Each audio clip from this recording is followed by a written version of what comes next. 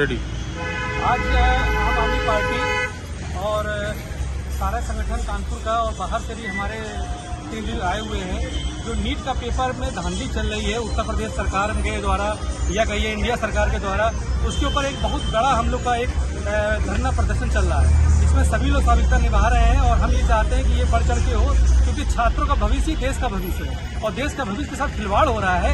NEET का paper ले लीजिए, पुलिस कांस्टेबल का पेपर ले लीजिए, चाहे कितने भी पेपर ले लीजिए, बच्चों के साथ जब उसकी जीवन के साथ, सुरक्षा के साथ और उसके जो भविष्य के साथ खिलवाड़ किया जा रहा है, इसके ऊपर हम लोग बात उठाने के लिए आज मैडम भी हमारे साथ हैं और मैडम से भी जानकारी चाहेंगे कि आज जो नीट के पेपर के बारे में हम लोग का धरना प्रदर्शन हो रहा है उसके बारे में आप क्या कहना चाहेंगे। कृष्णा दीदी हमारी कानपुर की हैं, बताइए। नीट के बारे में लिखना चाहते हो, हर बार पेपर लीक हो जाता है, ये क्या समस्या है। जब भी बच्चों का पेपर लीक होता है तो ये लोग क्या फॉर्म भरे जाते हैं, 200 करोड़ रुपये चला जाते अंदर सरकार के गवर्नमेंट के अंदर, पब्लिक को क्या मिलता है, कुछ नहीं।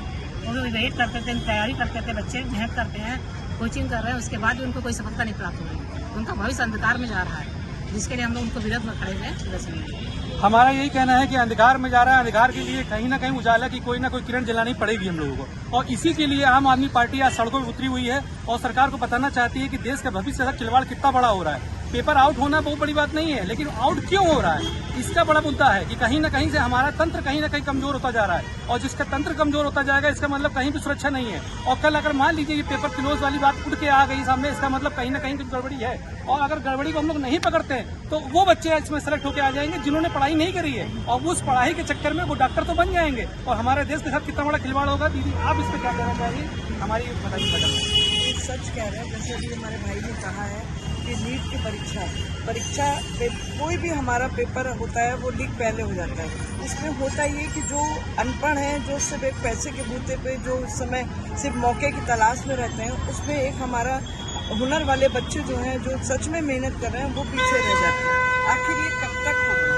और आम आदमी पार्टी जब भी किसी समस्या पे आगे बढ़ती है तो उन बातों को हम दबा दिया जाता है। तो हम आज इसी उसमें हम सब इकट्ठा हुए हैं कि आज हम डीएम को यहाँ ऑफिस जाके ये धरना प्रदर्शन भी इसीलिए हो रहा है कि हम ये देंगे कि ये छात्रों के भविष्य के साथ ये खिलवाड़ कब तक होता रहेगा और क्यों।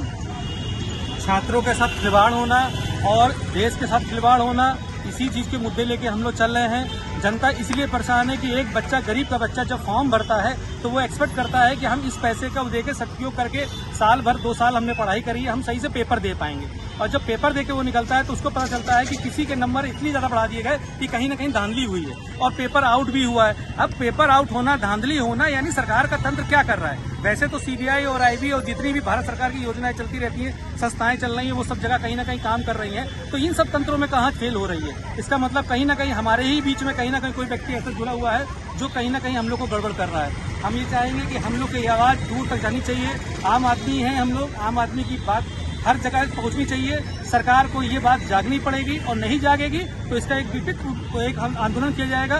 धरना प्रदर्शन के साथ साथ हम लोग भूख हड़ताल पर भी बैठेंगे। अगर ये मांगे नहीं मानी गई, बच्चों के साथ जो खिलवाड़ किया जा रहा है वो अगर नहीं रोका गया, तो हम लोग के लिए यही रहेगा कि हम लोग भूख हड़ताल करेंगे। जय हिंद, जय भारत।